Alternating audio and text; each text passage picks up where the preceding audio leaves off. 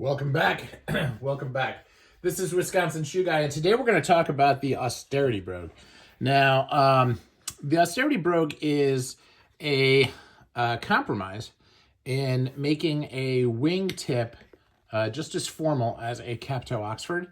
So if you look at formality and the way that the old formality rules go, which is neither here nor there really because nobody really follows them anymore, but they always had plain is more formal. So the most formal shoe you can get is like an opera pump or like a hole cut, and then they had the patent leather.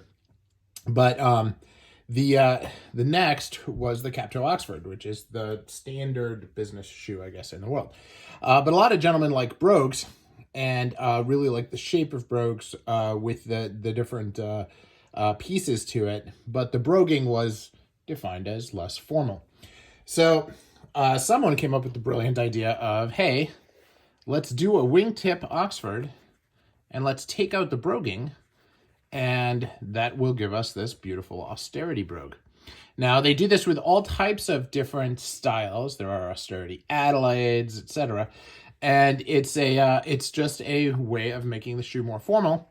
And in my opinion, adds a simplistic beauty to the shoe that actually shows off things like the last.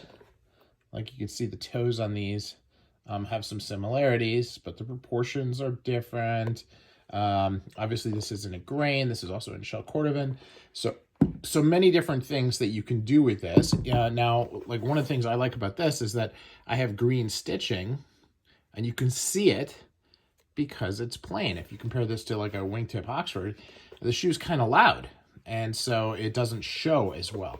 So as you're choosing different leathers, as you're choosing different stitch colors, different sole colors, all these different pieces, as you think about it, the Austerity brogue is a great platform to be able to show off different styles. And so if you're looking for a really interesting grain, a lot of the grain patterns don't really show as well on a brogue. You can't even see the brogues if the pattern is too tight.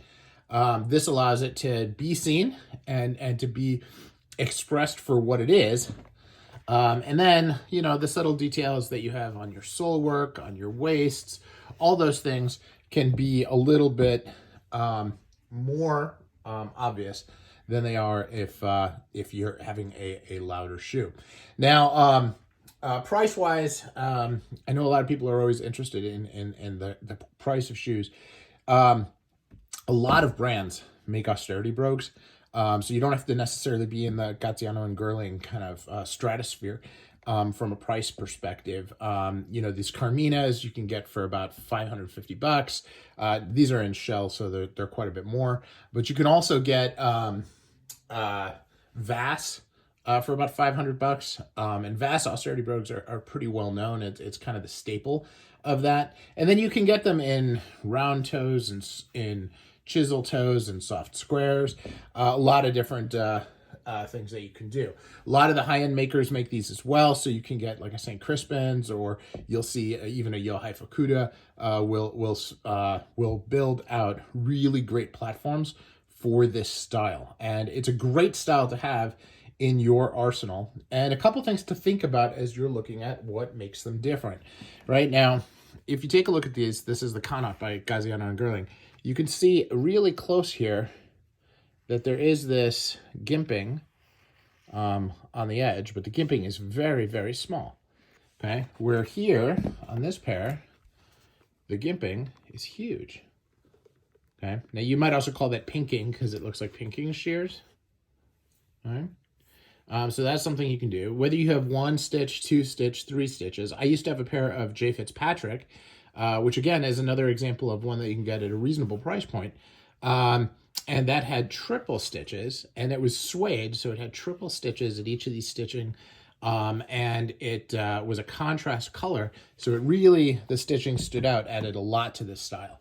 So, you know, if you take a look at the J. Fitzpatrick playlist, you'll be able to see those particular brogues, even though I don't have them anymore. So, as I said, brogues, Austerity brogues. So, Great style, definitely something to keep an eye on. And if you're interested and you're looking for different brands, a lot of folks will just message me through YouTube and ask questions about different brands. I like looking up shoes, so if you've got questions and stuff like that that you want help with, I'm happy to do a little bit of research as I build up my own knowledge on different ways to utilize this wonderful shoe. So thanks for watching and have a wonderful day.